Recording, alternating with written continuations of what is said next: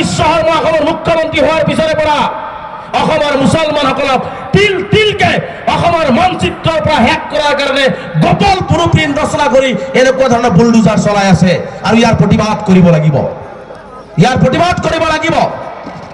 কোনোবাই এই প্ৰতিবাদত আহক বা নাহক, মই আপোনালোকক প্ৰতিশ্ৰুতি দিছো, আমচুৰ সভাপতি হিচাপে আমচুৰ হাজাৰটা কৰ্মীৰ গাত এক বিন্দু শক্তি থকালৈকে অসমৰ সংখ্যালঘু ৰাইজৰ গাত হাত দিলে ইয়াৰ পৰিণামো কিন্তু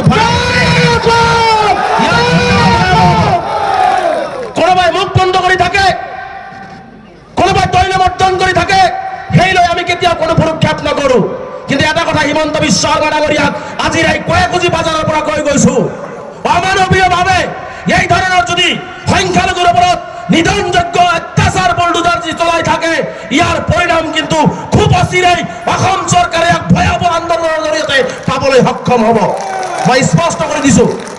আৰু ইয়াৰ বাবে যদি কোনো অপ্ৰীতিকৰ পৰিস্থিতিৰ সৃষ্টি হয়, সম্পূৰ্ণ হিমন্ত বিশ্ব শৰ্মা জগৰীয়া হ'ব। এইখন অসম হিমন্ত বিশ্ব শৰ্মা ডাঙৰীয়া বা বিজেপিৰ পৈতৃক সম্পত্তি নহয় যে তেওঁ ক'লেই বুলডোজাৰ লগাই দিলেই সংখ্যালঘু ৰাইজ বাৰে বাৰে মানি ল'ব। আমি বহুত ধৈৰ্য কৰিছো, আমি বহুত ধৈৰ্য ধৰিছো। যেতিয়া ধৈৰ্য ধৰি ধৰি ৱালটোলৈকে যেতিয়া পাম, ৱালৰ পৰা যেতিয়া উভতি গণতান্ত্ৰিক আন্দোলনত আগবাঢ়িম, তেতিয়া কিন্তু এই আন্দোলন ৰক্ষা কৰিব অসম চৰকাৰে নোৱাৰে। ৱাল পাৰ হোৱাৰ পিছত কিন্তু আৰু একো নাথাকে, ৱালত থাকি যোৱাৰ পিছত একো নাথাকে।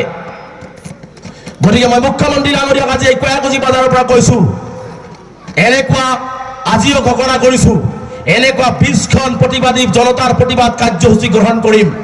তাৰ পিছতো যদি অসম চৰকাৰৰ হিমন্ত বিশ্ব শৰ্মা ডাঙৰীয়া এই ধৰণৰ অমানৱীয় অত্যাচাৰ চলায়, তাৰ পিছত আমি নিজৰ ল'ৰা ছোৱালী নিজে জীয়াই থাকিবৰ কাৰণে ভাৰতীয় সংবিধানে দিয়া অধিকাৰ অন্য বস্তু আৰু বাসস্থানৰ বাবে যদি আপুনি নিদিয়ে, কাঢ়ি আনিবৰ বাবে গণতান্ত্ৰিকভাৱে শান্তিপূৰ্ণভাৱে দিছপুৰ যোৱা আৰম্ভ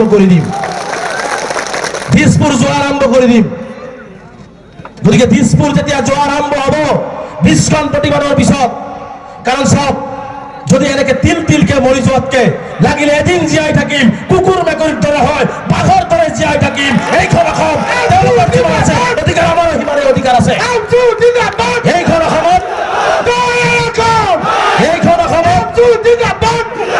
এইখন অসমত হিমন্ত বিশ্ব শৰ্মা ডাঙৰীয়াৰ যিমান অধিকাৰ আছে, আমাৰ আলী আহমেদ দিন হাজিৰা কৰা সেই ব্যক্তিজনৰ সমানেই অধিকাৰ আছে। আমি মাটি পাতি অহা নাই, আমি কোনো বিদেশৰ পৰা অহা নাই। ভয় কিহৰ? আমাৰ সংখ্যালঘু ৰাজনৈতিক নেতাবিলাকৰ ভয় কিহৰ? একফালে হিমন্ত বিশ্ব শৰ্মাই বুলডোজাৰ চলাব, আপোনালোকে মুখত চেলটেপ মাৰি থাকিব, এইটো সহ্য কৰা নহ'ব। ৰাইজৰ ভোট লৈছে, আপোনালোকে MP হৈছে, MLA হৈছে, আগতে মন্ত্ৰী হৈছে। গতিকে আপোনালোকে যদি আমাৰ দুৰ্দিনত যদি বহি থাকে, আমি যদি আমাক হিমন্ত বিশ্ব শৰ্মাই ফুটবলৰ দৰে ব্যৱহাৰ কৰে, আহিব লগা 24 আৰু 26তো কিন্তু আমি সেই ৰাজনৈতিক দলবিলাকক ফুটবলৰ দৰে ব্যৱহাৰ কৰি পেলাই আমি গড়পষ্টৰ পৰা বাহিৰ কৰি দিয়াৰ ব্যৱস্থা গ্ৰহণ কৰিম। কাৰণ আমাৰ আই মাতৃসকলে কাপোৰ পিন্ধিব পৰা নাই, আমাৰ আই মাতৃসকলে খাব পৰা নাই, কোন কোন ল'ৰা ছোৱালীয়ে ঘৰ ভাঙি দিছে, স্কুল বন্ধ কৰি দিয়াৰ পিছত আমাৰ নেতাসকলে চুপচাপ থাকিব।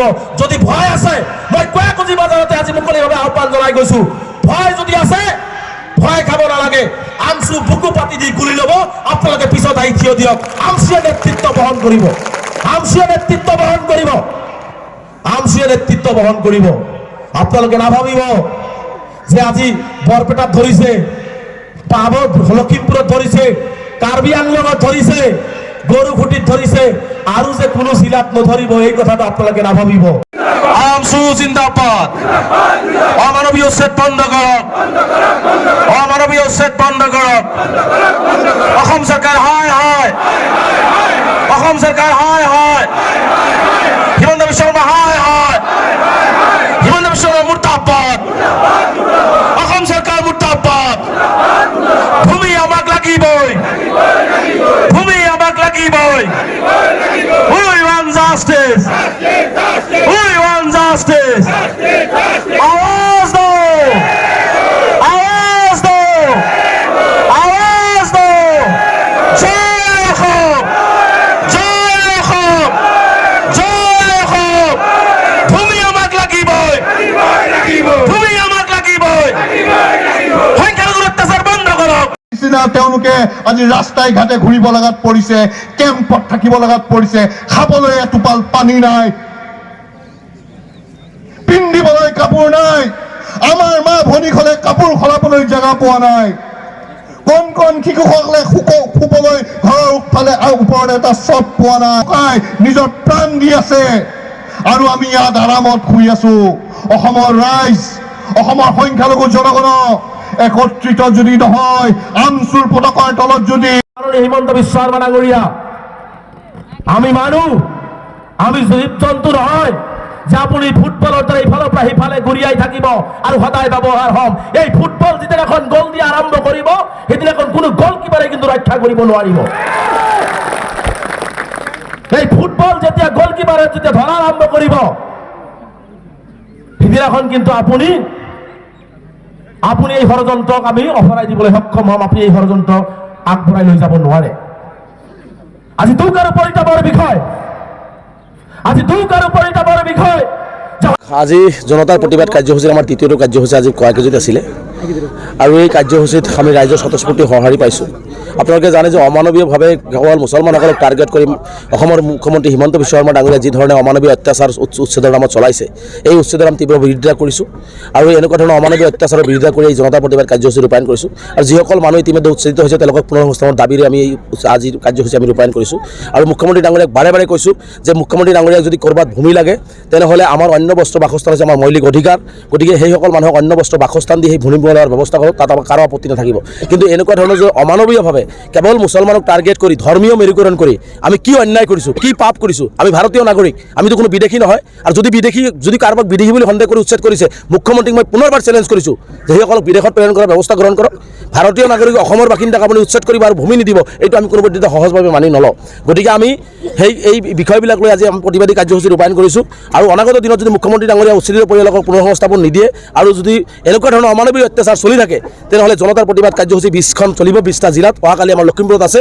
তাৰ পিছত আমাৰ জীৱন আৰু সম্পত্তি, আমাৰ জীয়াই থকাৰ অধিকাৰৰ কাৰণে, আমি অধিকাৰ কাঢ়ি আনিবৰ কাৰণে গণতান্ত্ৰিকভাৱে শান্তিপূৰ্ণভাৱে ধুবুৰীৰ পৰা শদিয়ালৈকে আমি দিছপুৰলৈকে আমি যোৱাৰ কাৰণে সিদ্ধান্ত গ্ৰহণ কৰিছোঁ। আৰু 20খন সভাৰ পিছতে আমি মুখ্যমন্ত্ৰীৰ যদি কোনো সিদ্ধান্ত সলনি নহয়, মুখ্যমন্ত্ৰী যদি হিন্দু মুছলমান কৰি মুছলমানক নিক্ষেপ কৰাৰ ষড়যন্ত্ৰ চলাইয়ে থাকে, ইয়াৰ পৰিণাম কিন্তু অসম চৰকাৰে গণতান্ত্ৰিকভাৱে যি আন্দোলন হ'ব দিছপুৰ চলযাত্ৰাত, তাত তেওঁলোকে দেখিবলৈ পাব। গতিকে মুখ্যমন্ত্ৰী ডাঙৰীয়াক সময় থাকোঁতে কৈছোঁ যে সংবিধানৰ শপত খাই মিছাৰ আশ্ৰয় নলয়, মানুহক মানুহ বুলি গণ্য কৰি, জীৱ জন্তু বুলি গণ্য নকৰি তেওঁলোকৰ অধিকাৰ কাঢ়ি লোৱাৰ যিটো অধিকাৰ মুখ্যমন্ত্ৰী নাই, গতিকে তেওঁলোকৰ যিখিনি প্ৰাপ্য অধিকাৰ সেইখিনি দিয়াৰ ব্যৱস্থা গ্ৰহণ কৰক। আচলতে এনেকুৱা যেন মুখ্যমন্ত্ৰী, মিছলীয়া মুখ্যমন্ত্ৰী, চাব তেওঁ একফালেদি আমাৰ ল'ৰা ছোৱালীক ডক্টৰ ইঞ্জিনিয়াৰ বনাব কয় আৰু উচ্ছেদ কৰি আমাৰ ল'ৰা ছোৱালীৰ স্কুল কলেজবিলাক বন্ধ কৰি দিছে, আমাৰ ল'ৰা ছোৱালীবিলাক ৰাস্তাত পেলাই দিছে, 2 বছৰৰ পৰা স্কুল বন্ধ কৰি দিছে। গতিকে তেওঁ সম্পূৰ্ণ মিছাৰ আশ্ৰয় লয়। তেওঁ কোৰ্টকো মিছা কথা কৈছে। কোৰ্টে কৈছে গৰুকুটিৰ মানুহখিনি 6 মাহৰ ভিতৰত সংস্থাপন কৰিব লাগিব। আৰু গভৰ্ণমেণ্টে এটা এফিডেভিট দিছিলে যে ইতিমধ্যে 600 পৰিয়ালক সংস্থাপন কৰা হৈছে আৰু 100 পৰিয়াল বাকী আছে, সেইখিনি কৰা হ'ব। কিন্তু সম্পূৰ্ণ মিছা কথা।